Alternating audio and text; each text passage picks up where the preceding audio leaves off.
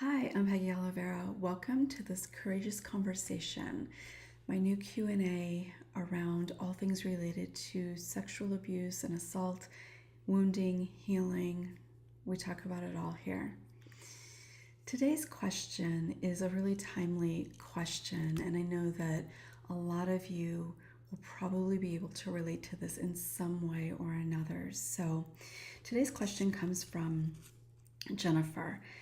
And she wrote in and said, I shared #MeToo without going into detail. I had people respond in ways that made me feel like I shouldn't have said anything. And now I'm minimizing again. How do I let go of this shame it's brought back up? Can you relate? Whether you've actually shared in the Me Too, #MeToo kind of campaign or movement, or just kind of how we show up, the things that we're showing up in, whether you have contributed to that and shared Me Too or not, this has really brought up a lot for a lot of different people. And the response that Jennifer got, unfortunately, I've heard that from other people too. And I want to talk a little bit about kind of what that is and why it's happening, and then what do we do about it? So when people, and this is coming from women too, so when you share your truth, when you speak up and speak out, unfortunately, there are people who are going to try to get you to stay quiet because it doesn't feel good to them. And the reason that it doesn't feel good to them can be any number of things. But this type of reaction from people comes up in a lot of different ways. Whether you disclose something to a family member when you've been abused by somebody in your family, or you go to the police, or you try to get people to have conversations about it, people who have experienced their own wounding, people who are trying to self-protect from something, will often respond in a way that is kind of victim blaming or tries to shut you down really quickly because they don't want to have to deal with something within themselves. It's not necessarily that it has to be about Me Too or a sexual abuse or assault harassment experience. It could be that maybe there's something that they've been wanting to speak up about. And in you speaking up, it can trigger some fear or shame within them that they haven't spoken up, or fear about what would happen if they spoke up. And so instead of being able to sit with that, instead of being able to hold that, whatever that is, and also hold you in what you're speaking up about, there's just this self-protection thing that comes up, and they want to push it as far away as possible. And one of the ways that as a society we often tend to do that when something within us is triggered and we feel the need to self-protect is to shut down the person who has brought that up in us. And so many times part of the way that they want to shut that down, or part of, not how they want to shut that down, but part of the way that that shows up then is by saying things that are not very supportive, sometimes even saying things that are really hurtful and shaming. And I know that one of the things that I have heard quite a bit come up is the idea that in participating in Me Too, or any other way that that might show up when you stand in your truth, is really kind of saying you're just wanting attention, it's not true, different kinds of things like that. And of course, that doesn't feel good. And as Jennifer pointed out, it can cause you to shut down. It can cause you to think, oh my God, what have I done? Especially when you're already feeling vulnerable. And it's pretty vulnerable to put it out into the world and to say, me too, to speak your truth. Whatever that truth might be, that's a really vulnerable thing to do. And so when somebody responds in a way that is hurtful or shaming or blaming and just not supportive, it causes you to doubt yourself.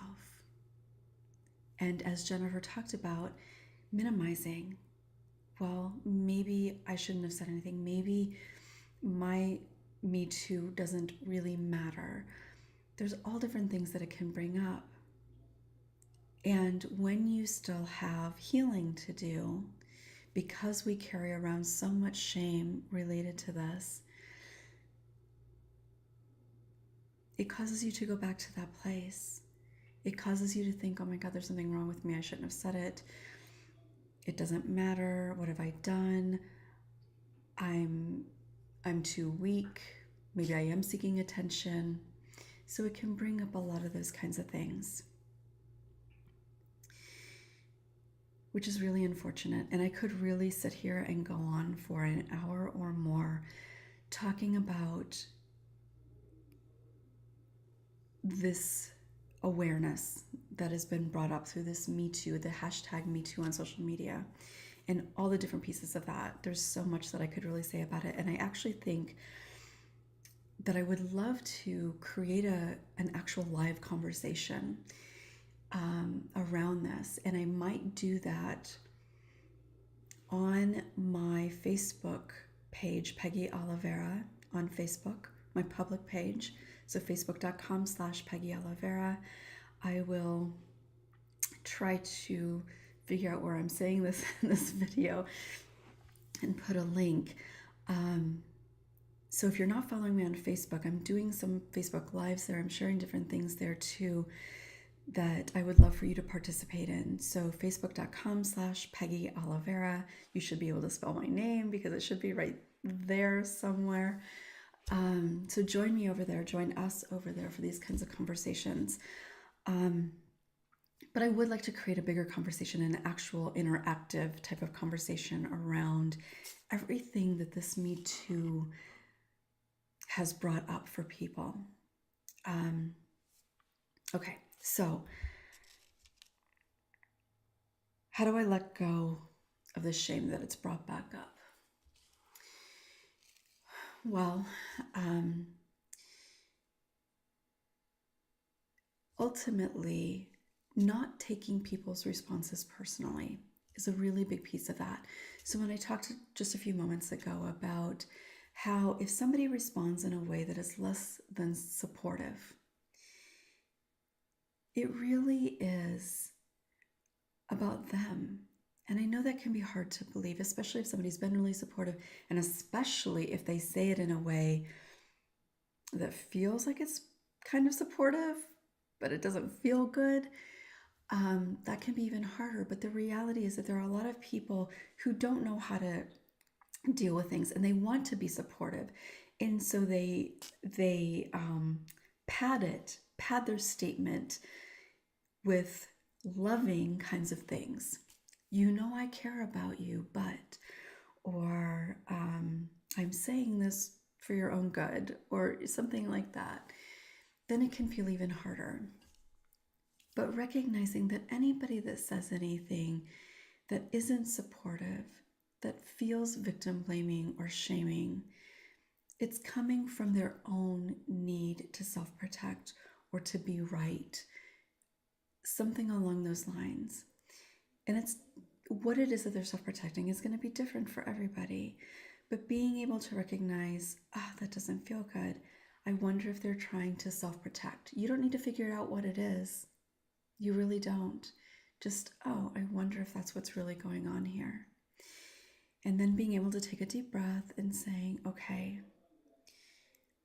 maybe there's people that you have shared Me Too with, and whether it's in the context of Me Too or just sharing your story, who have been supportive, who have listened, who have heard your story, and held you in that. So remember those things. Remind yourself of that. So recognizing that somebody is likely trying to self-protect so that you don't take it personally. Now, that doesn't necessarily mean, it doesn't mean at all, actually, that if somebody says something that is hurtful or shaming or blaming, that doesn't mean that you rationalize it by saying, oh, they're self-protecting, and you just let it go and kind of forgive them for that. You can, but I think it's also important to be able to say, well, that didn't feel very helpful. That felt really hurtful. I'm not sure what you meant by that, but that felt hurtful. That's an important piece of the conversation too. Maybe you don't feel like you're ready to say that, and that's okay. But ultimately not taking it personally, recognizing that their response is coming from their own stuff. So that's one piece of it. The other part of it is recognizing, what are you saying to yourself now? Are you minimizing your own experience? Are you feeling like, oh my God, it's not okay for me to say something? Are you feeling like, oh my God, nobody believes me? Like really noticing, what are you saying to yourself about that? Because there's work definitely still to be done around that. There is definitely still some work to heal. And that's an important awareness. Being able to recognize, oh wow, I'm really having a lot of these thoughts, or I'm really having difficulty letting go of this idea now. That's an opening for you to do some more work. And whether that's, going back to therapy, maybe it's bringing something up to your therapist or coach or mentor that you're working with, or even maybe having a conversation with a trusted friend. But recognizing that there's some work to do there. Reminding yourself that you're not alone. Obviously, I don't even know what the number is, but there's so many people coming forward. There's so many people experiencing the backlash to coming forward. And that's what happens historically whenever there's a movement to speak truth. When that truth can begin to shift the dynamic in society that gives those of us who have stayed silent power, there's always going to be some backlash. Unfortunately, that is the reality. But that's the only way that anything changes. It doesn't make the backlash okay. But being able to recognize that it doesn't mean that you've done something wrong. Being able to feel the strength in what it means to be able to say me too, or to support others in their right to say me too. That's important as well. And the other thing that I want to say, and this isn't specifically about Jennifer's question, is how we speak our truth can look very different. It doesn't have to be saying me too. Because the reality is that saying me too can leave people feeling very vulnerable. Saying me too might create a space where people expect you to have conversations or to have answers. And you don't have to. You don't have to have a conversation, and you certainly don't have to have the answers. So whether you are saying me too, whether you are supporting me too, or whether you're just taking all this in and noticing how it's affecting you, all of that matters. Because ultimately, it's all about us doing our own work. If we're being triggered by Me Too, if we're being triggered by somebody's response or lack of response, because that's happened too. People have come forward and said Me Too and then shared a lot of their story.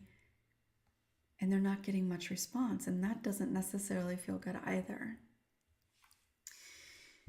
So remembering, standing in your truth, however that looks, is always good for you.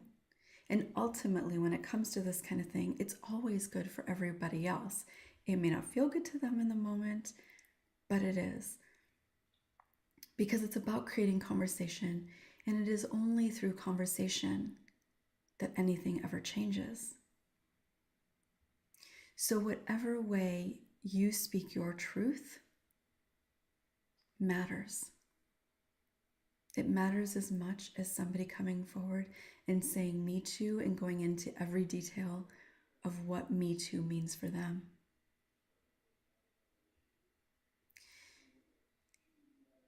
Speaking our truth should never leave us feeling shame.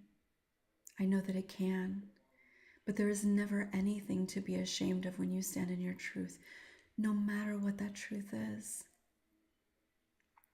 Even for the men who are coming forward and saying, I don't know what their hashtag is, I don't remember, but who are acknowledging, oh my God, I've said things to women that probably didn't feel good to them.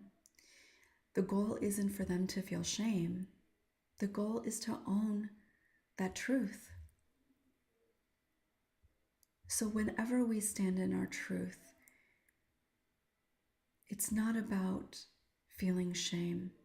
It's not about feeling embarrassed. And when we know that we're not alone, we stand together. We can feel more empowered. And reminding yourself there are going to be people who are triggered by that for all kinds of reasons, and none of them have anything to do with you or your truth. If you would be interested in having a more interactive conversation around victim blaming, around the kind of surge, I feel like there's this like momentum, this wave of people kind of coming forward and how do we take this further? I am really interested in having a bigger conversation, an interactive conversation around this. So follow me on my Facebook page, and I'm going to share a post about getting people to see if people are interested in having this conversation further. Maybe we do it on a Zoom conference call. Maybe we do it with me doing a Facebook Live and just having people comment. There's different ways I think that can happen, and I'm open to having that conversation because it's really important. So, and by the way, as most of you probably know, me too. Me too, in so many different ways. And even if we just, and I say just, think about in terms of sexual harassment, I don't know a female alive, probably over the age of 10 or 12, who hasn't experienced it. I mean, let's be real. Sexual harassment can encompass so many different things. And then, of course, there's sexual abuse and assault. So I really don't know that there's a female alive who cannot relate to Me Too. Whether they're sharing it or not, whether they're in a place where they can acknowledge that or not. And it's not about playing a victim. It's about, let's recognize the reality of this. Let's recognize what does behavior that has been so normalized feel like to women as they walk down the street, as they have a boss who comments on their appearance. Even a female boss potentially. It doesn't have to be just men. Let's talk about that. Thank you, Jennifer, for sharing this very timely question, your courage in sharing it, and thank you to all of you who are willing to take this conversation further. Please share your comments, share your questions around this topic here under this video. If you've got a question that you'd like me to answer in this Q&A series, please send them to Q&A, spelled out, and Q&A at courageousjourneys.com. I'm keeping all of those in a folder in my email so that I can come back and answer those questions. Keep them coming, please. And I love really timely questions too in regards to what's happening in our culture currently, but also all those questions that as survivors we always hold and wonder about. Thank you for joining me. I'll look forward to seeing you very soon.